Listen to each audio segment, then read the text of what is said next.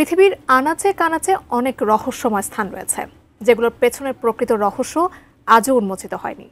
কোথাও দেখা যায় হাজার হাজার বছরের পুরনো পাথরের তৈরি গোলকধাঁধা, আবার কোথাও মরুভূমির বুকে গর্তের মধ্যে চলছে অদ্ভুত ধরনের আগুন।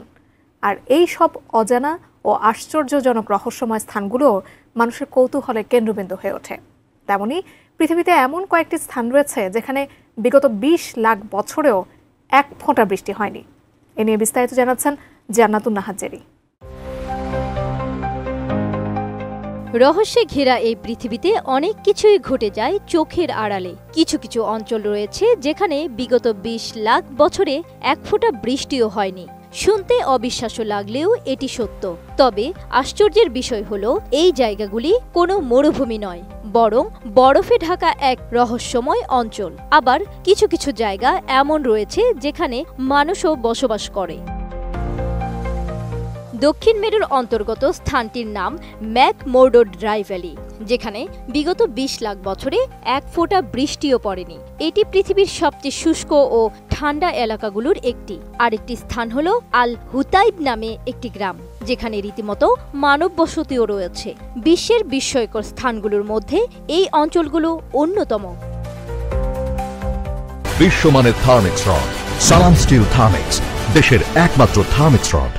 লাইফ সায়েন্সের এক প্রতিবেদনে বলা হয়েছে, অ্যান্টার্কটিকার এই অঞ্চলে গড় বাৎসরিক বৃষ্টিপাত প্রায় শূন্য, এমনকি তুষারপাতও হয় না বললেই চলে।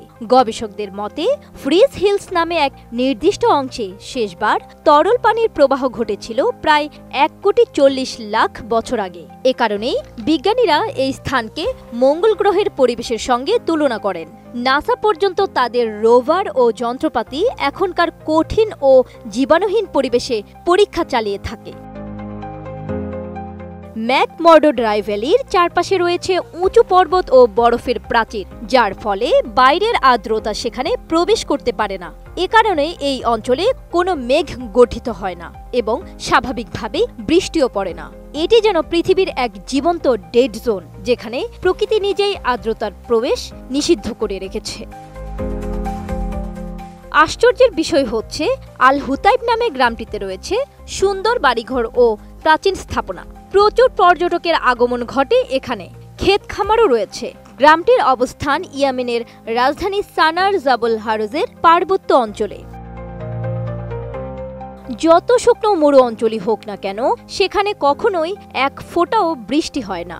সমতল থেকে আল হুতাইব প্রায় ৩২০০ মিটার উঁচুতে হওয়ায় সেখানে বৃষ্টিপাত হয় না, কারণ স্বাভাবিক বৃষ্টির মেঘ জমে সমতল থেকে ২০০০ মিটার উঁচুতে।